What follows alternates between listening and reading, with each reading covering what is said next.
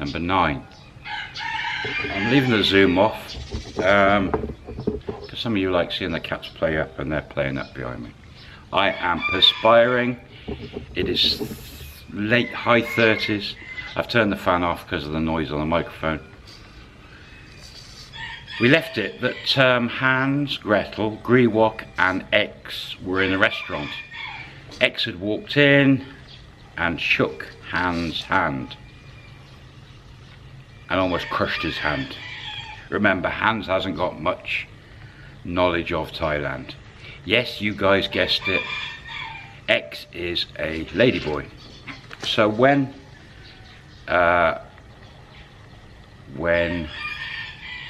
Gretel had said that Grewok didn't really have a girlfriend, well, she sort of. She had a ladyboy, and maybe was a little bit embarrassed, I don't know. But enter X, and you guys need to name X and put X in the story. Let me move you. No, that's no good. Sorry guys, moving around.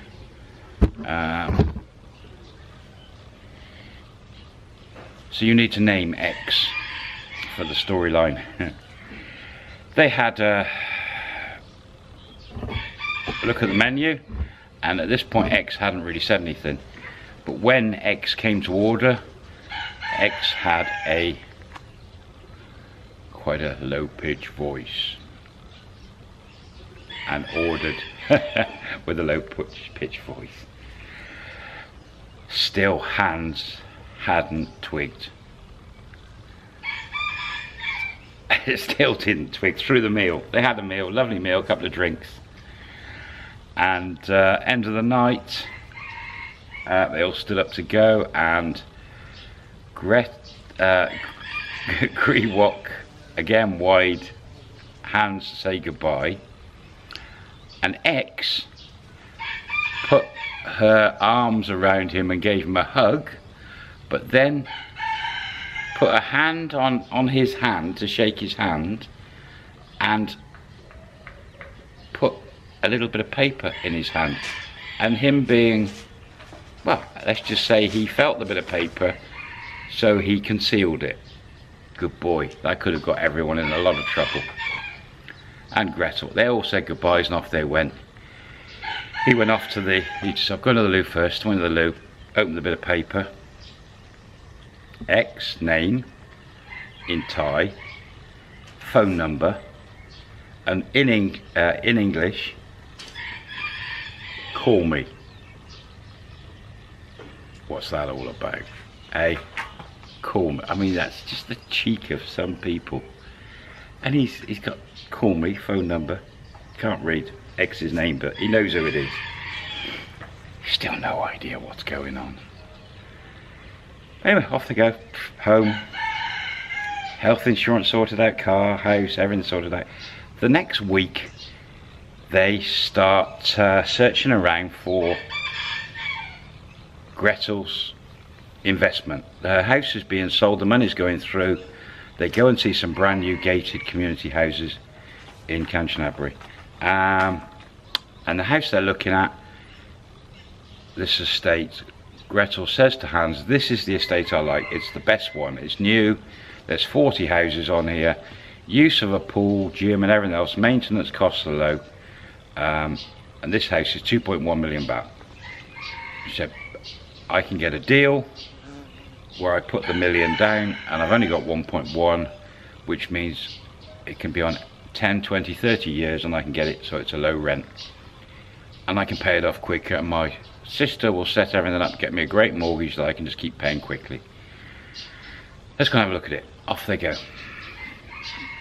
2 bedroom, 2 story, detached house with about 4 meters of ground all the way around. That's it. It's very similar to the one they're in. Very similar. Brand new. Yep. And Hans is like, well, it's a great investment. Yeah. What rent would you get? Well, she said if I get 8,000 baht a month rent, it would pay 2 months mortgage. So perfect. And she said, I'll easily get 8,000 for this. And he said, well, that would just make sense, the numbers. And she says, I might want to have a look at one that's slightly bigger, just along the road. Oh wow, it's getting hot. He said, okay. So they go across the road, 3-bedroom, with 5 meters of land around it, and a better, bigger driveway with a carport the way. It's 2-story plus an extra room hanging over the carport. 3.2 million. And she said, now this is, and he said, oh, this is beautiful. This house was so much better. 3.2 million, she said. And again, I can get a mortgage for the 2.2 million, put $1 million down, 2.2 mortgage. That comes out at 7,000 baht a month mortgage. So she said, if I rented this one, I would get 10 to 11,000 a month rent. And he's like, wow, that's amazing. And then she says, we're getting on great. What about, why don't we get this one and you invest $1 million baht, I invest $1 million baht, and then we only got 1.2 million baht mortgage. We'll charge ourselves 8,000 baht a month rent. We'll put it on a shorter mortgage and it'll be paid off in no time at all. Like a 10-year mortgage. And Hans said, well, I don't know. He said, I hadn't really thought about investing. How can I do that as, good boy, as a foreigner, investing in a property? You can't own property in Thailand. And she said, no problem. She says, we'll get the mortgage in my name. We'll put the monies down. We'll put a little letter together so that the money's, you know, it's yours and my money and everything. She said, if you want, we'll lease the house to you in your name. You can then get an address which is called the Tabian Ban, the yellow book. You can then get an ID, Thai ID card, and you can then put the car in your name because you've got that, and everything makes you more Thai, and your money's safe.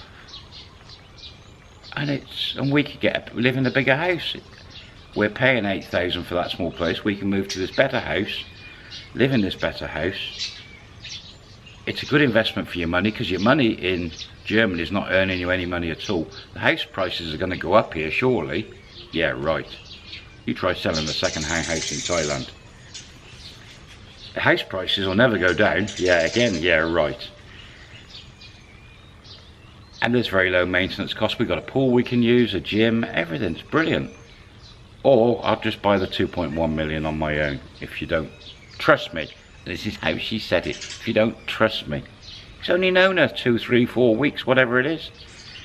And he says wisely, oh, let me have a think about that. I said, yeah, okay, but we have to move quick. I've got to move quick because these will sell. So she gets the phone number of the girl saleswoman, says, I'm interested in the 3.2 and the 2.1 or one or the other. And the 2.1? So,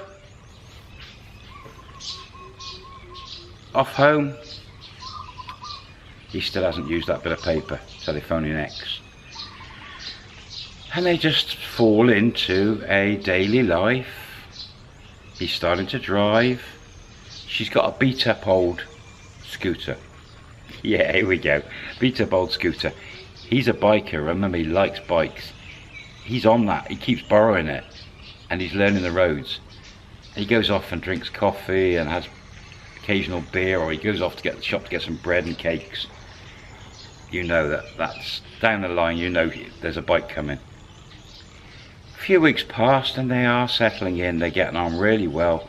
Still, Hans is doing the solo aerobics. They haven't had the Gretel's tomboy girlfriend round again. Not really spoke about it.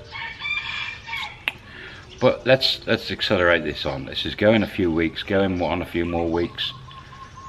And that's time she said, look, I've got to sort the house out. Her money's come through from the sister.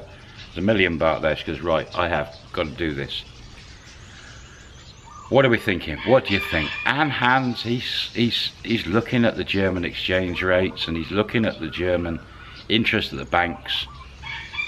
He spent $1 million, maybe $1.5 million. He started with 6. He's got $1 million baht sat in that Thai bank account, and he's probably got $1 million sat in his account, or close on, and he's left I think 3 million back in Germany. The exchange rates are not bad, and they look like they're going to go down. At the moment, it's at this point in time it was close on 50. For me, I'm saying 50 baht to the pound, so it's going to be similar to the euro. And he thinks, well, we are getting on great. If I invest there, we move to a better house. It's a good investment. Nothing really can go wrong. And as we go forward, if we end up settling down and maybe even getting married, it's all good for the future. We get a better house to live in. And he turns around to Gretel and says, yes, let's send $1 million baht from Germany straight over to my account. I'll pull it out and you can put it in whichever account it's got to go in. Remember that. We'll do it. Let's go for that 3.2 million. She goes, okay, brilliant. Well, can you write up something about saying that this house is your investment and your money, and then I'll sign it. I will get all the money's mortgage sorted and paid, get it all fixed, and then we'll do the lease after.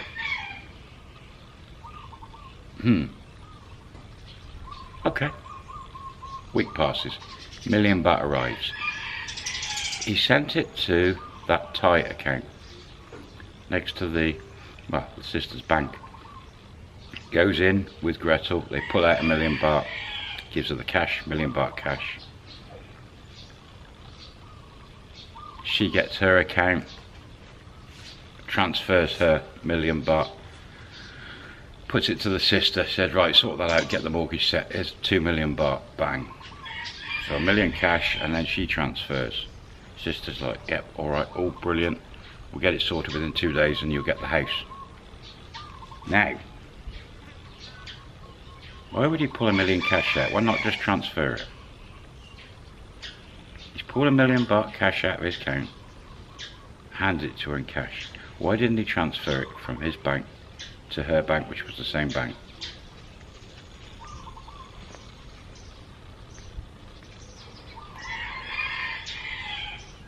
A couple of days go past, and good news. Gretel says, right, we've been granted the mortgage. We now own the 3.2 million baht house, all sorted. We can move in. Fantastic. The following week, the whole week, they move. She says, I've already got someone to take over our rental on that house. So that's cool. What about his deposit he's paid? She said, all that'll be sorted and put across soon. Okay. A few pickup trucks arrive, friends and friends. Move. New house, 3.2 million baht. They're in. Gated community. He's loving it. He's got a pool to use. He's got a gym down there. He's like, I can start using that and get him fit. They got the nice car. Now, because I know the questions are going to come, I'm going to skip into the background here. What's she done?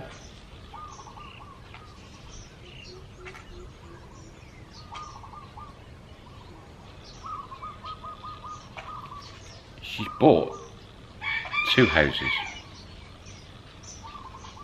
She's used his 1 million as a deposit on the 2 million house. She's used her 1 million as a deposit on the 3 million house. She's bought 2 houses. She's got someone who's going to rent the 2.1 million house. She's in that other one. Someone's dropped into her the other house. Who owns that? No, don't know.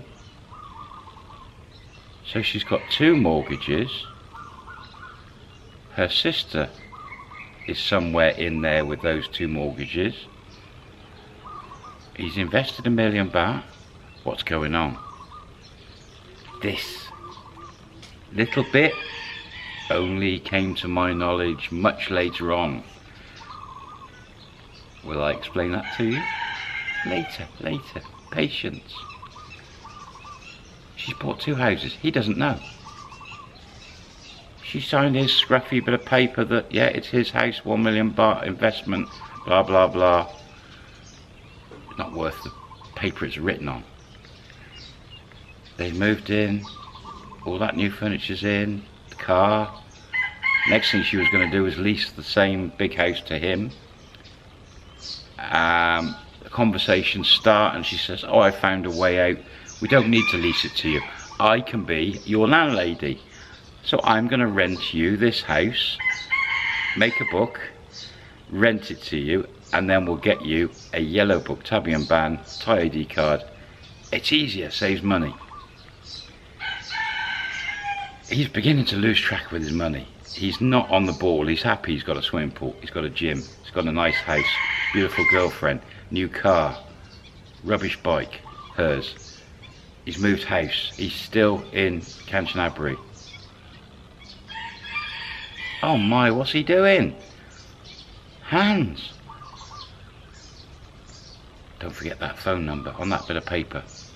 Have you named her yet? We need a name. I can reveal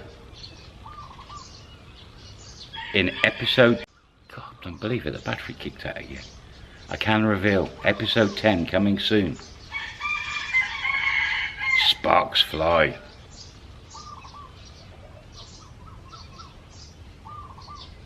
Will it be the rise or fall of hands? Ho ho ho. I'm really loving this story. Loving it. They're settling into the house. Everything's good. You know that their motorcycle's coming. You know it. He's now spent, he's about 2.25 million baht out of pocket. Already. Couple of months. Ugh. Man's a fool. And he's like a one-armed bandit. No, he's like a... he's just... Poor old hands. But maybe X will save the day. Remember, some ladyboys can be very, very clever. They can be a handful. Handful. Ladyboy. And he still doesn't know. Alright, see you soon.